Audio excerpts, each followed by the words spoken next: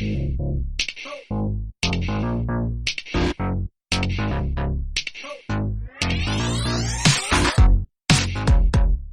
discovered, which apparently has been a long time strategy, one of the cards that I never used because I just never got the point was Black Bolt. Okay. I feel like Black Bolt should do more. And in what would be a stellar issue of our proposed Marvel Snap team up, the card that Black Bolt works best with is Stature. Get that, you make them discard a card, Stature becomes a 1, right? One because cost. I had you and I were talking back and forth about a Shulkanaut deck with Shauna the She-Devil. Yes. Because Shauna fills stuff and also could, if you play your cards right, could work. I think Elsa Bloodstone's in that one. And so I just threw Stature in there, and I'm like, well, if they happen to be using a discard deck, I can play her on a turn 7 with Infinite, a 0-cost She-Hulk, and, get 6 points for Stature. Ooh, and then smart. I was reading about, some of the popular decks. They were like, yeah, the Black Bolt Stature combo. And I'm like, why did I never think of that?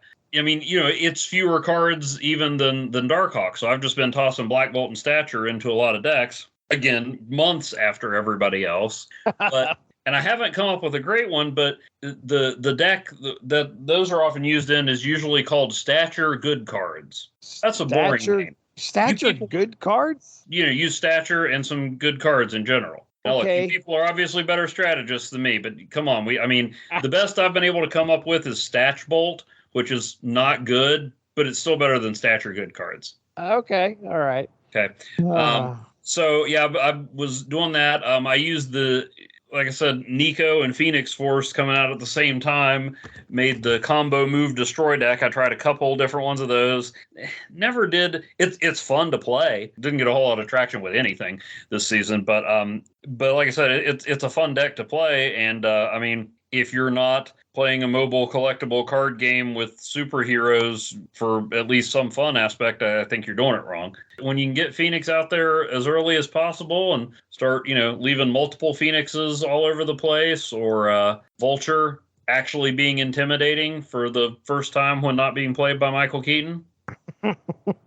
So, beginning of the season, for me, it was all of a sudden I was doing discard decks. But when I got Silver Samurai, I think that's what kind of tipped it for me, because I now have something. He's good with Stature as well. You now have something in your hand that will get rid of cards in their hand as well, along with, Silver Samurai and Swarm are a great little combo because as soon as you use that, Swarm gets taken out, but you're not going to lose anything. Now you've got 2 3-power cards for 0 cost, which is great. But yeah, Silver Samurai making its way into my cards. Okay, well, what if I got Wong out there and then do Silver Samurai? That person's going to lose 2 cards while I'm sitting over here gaining swarms left and right. Moon Knight's a bit of a gamble, but again, the whole thing kind of predicated on Wong. And there were plenty of times where I didn't play a card until turn 4. And then I ended up winning the game because all of a sudden Gambit, I was able to get Wong out there, and then I'm discarding cards, and then I get Gambit, and I'm also able to take him out, and Hela was in there for good measure as well to kind of make sure. You were more patient than me. I still keep going back and tossing Quicksilver in decks because I'm like, I gotta have something to play on turn 1. Yeah. That was the beginning of the season. So I was kind of working my way, but I wasn't finding myself really making a whole lot of progress.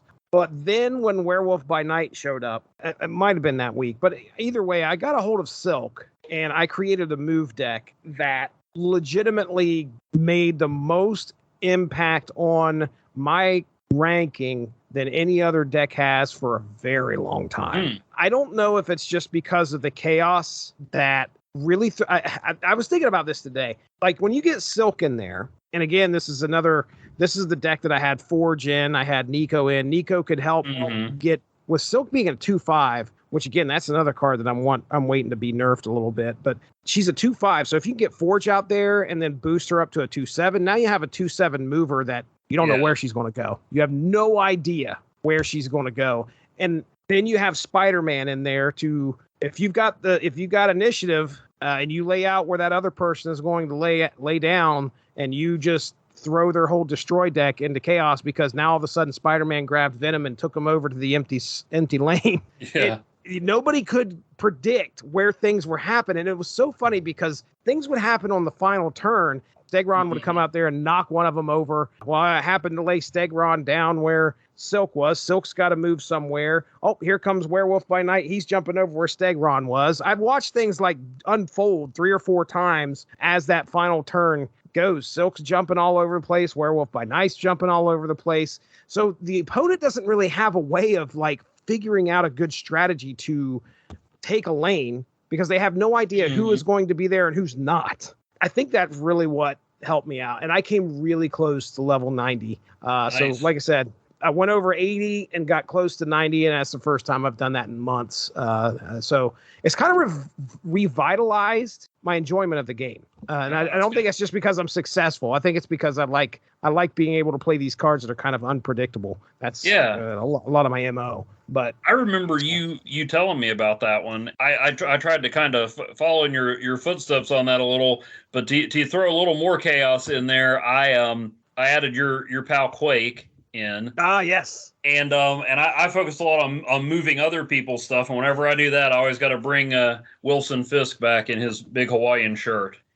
So that can be dangerous when you've got Spider-Man and Silk swinging around. But that's what I tried. I affectionately named that deck Movers and Shakers. As soon as I saw Fist Tower show up, I was like, yeah, this deck is dead. So Fist Tower was a location that happened to pop up when I was playing. I was like, Silk's dead. Spider-Man will probably be dead. I'm not playing this game. I'm not playing this. Yeah. I'm retreating. I'm out. Unless Nico can change it. That's about the only thing that can happen. I was mainly involved in an epic struggle to get to 80, which wouldn't have been bad if I hadn't already gotten to 80. Okay. And then I just plunged. I don't think I made it back by the end of the season. Oh, man. I mean, at one point I was like, oh, man, I'm almost to 80. I already got the prize for 80. That's so just couldn't get a lot of traction with anything. Well, that's the way it was going for me for quite a while. I would do anti-destroy, and I thought, oh, okay, I'll be able to make a little bit of ground up. Nope. I'd get up about 2 or 3 and ranks, and then I'd drop back down. And that was just, I have decidedly, if I wrote articles about Marvel Snap, there would have been a blog post recently that was just called That 70s Show. Because that's honestly the last 3 or 4 months, I'd get to 70, and then that's all I did. I mean, it was just up and down. Oh, back down to 68, back up to 70s. All right, let's get into our unlocks, our variants, stuff that we got our hands on, extra cards that we got our hands on this season, this past month. I'll go ahead and start out. Okay. So I think at the start of last season, I had 5 spotlight keys. So I'm now currently down to 2. I just got my second one last night, I think. Collector's level as of today was 7,739. Agent Coulson, Chibi variant. Your favorite. Luke Cage. Now, this is your favorite. Yeah. Luke Cage Pixel. That's nice. Yeah, you mentioned the Iron Man Mark Silvestri, and I had to get it, dude. I had to spend the gold. I would have. I was just shy of it, and I haven't seen it since. That's a good looking Iron Man. I love getting my hands on the artists from the 90s just because that's kind of what I'm used to seeing, and I want something like that in my collection. And then I've got 4 brand new cards all at once when I assume what I was doing was using my tokens and spotlight caches. But I got Silver Samurai, Lady Deathstrike, Nimrod. So I'm thinking that I used a 3rd spotlight cache. Instead, I got like one of the series 4 cards. Yeah. I'm guessing, or whatever. And then I got Man-Thing. So all 4 of those cards added rejuvenation to like an options for me to play, which was great. Have you used Nimrod much? No, I'm so anti-destroy. I don't want to use Nimrod right now. At some point, I'm sure that I'm going to swing back to destroy and start using it a little bit. I'm not a fan. I destroy a lot, but I see Nimrod so often. I haven't. I mean, I think he's only 3,000 tokens. I just haven't pulled the trigger on him. And I have not used. I played destroy a lot, but I got a Todd McFarlane Spider-Man. I put Spicer-Man down here. Let's try it again. Spider-Man. Yeah, I got a Todd McFarlane Spider-Man. That's been around for a little while, and I've been waiting for it to show back up in the shop so I could grab it. I got a Requiem variant Gamora. I think they released that right when Avengers Infinity War was coming out. Yeah, Requiem was this masked bad guy that turned out to be Gamora. Okay. Well, that makes sense because, yeah, this is a masked Gamora that's running around. Then we have the Human Torch card that you already talked about. And my note here is that, listen, folks, if you get it animated, leave it, at the very least, animate the card because it's really cool animated. I got a Chibi Hella. That's fitting. I got a Pixel Claw. Mm-hmm. Chibi Rock Slide. Pixel Black Cat. Black Knight. So I must have used some more Spotlight caches here because I got Black Knight, the baby variant Ghost Spider, Silk, and then Werewolf by Night. Nice. So again, that's 3 new cards added to the other 4 that I just got. And then shortly after that, I don't know. I think I paid for this one with gold. Mm-hmm. I got the Legion of Monsters variant of Werewolf by Night where he's lunging like at the card holder, which looks really cool. Oh yeah, I want that one or the Silvestri Iron Man. That's I'm trying not to spend my gold on anything else other than tokens. Holding up. Yep. Right. I got the Heimdall Flaviano variant, Giganto. I think you got that like either last season or season before. The Dan Hip Giganto. Yeah, Dan Hip. Mm-hmm. We got the wrestling variant, which is not titled as a wrestling variant, but it's definitely a wrestling variant of Venom, where he's holding the championship belt in the corner, which is awesome. Yeah, that is great. Yeah, love it. Dan Hip Agent 13, and that's it. I put a note down here that it has to be a record amount of new cards for me. Mm-hmm. When it comes to 7 total in a month. Out of all of the cards that I got, my favorite by far is Silk. I just love the chaos that she brings to the game. So Silk is my favorite card that I got over the past month. So how about you, man? What happened to you this season? What cards did you get? See, well, I did get Elsa Bloodstone that we talked about. Then, despite all the even in-game pixel slander, so there was a bundle, mystery variant, guaranteed, no pixels. Guaranteed, not buying it. I mean, like I buy a lot of stuff anyway. But if I did, still wouldn't. But I got a Pixel Vulture, a Pixel Agatha Harkness. Oh, really? Yeah. I don't know if I've seen that one. I'll have to look that one up. I'll send it to you. Then I got another Vulture, the Julio Rincioni, or however you say it. Sorry, I'm sure he'll be listening to the podcast. I hope he doesn't stop after that. Your art is wonderful, sir. My pronunciation is not. Got a Pixel Juggernaut, which I like a lot better than the standard Juggernaut one. Uh-huh. I think that one I have as a favorite in mine. You got Silver Samurai and the Spotlight Cache. With the Season Pass, I got the Night Forged Ghost Rider. The Pixel train just kept rolling. Pixel Captain Marvel, Pixel Sunspot, that Night Forged Blade I sent you. Nice. Pixel Swordmaster, Pixel Korg. Wow.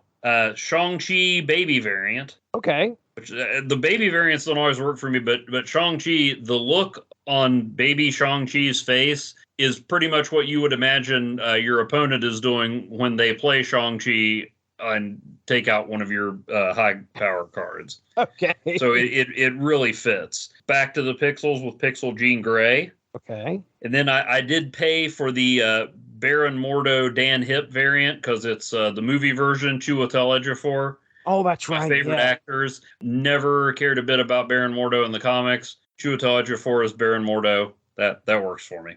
Then I got the Elsa Bloodstone Night Forged variant, the Human Torch anniversary one we talked about, Phoenix Force and Nico.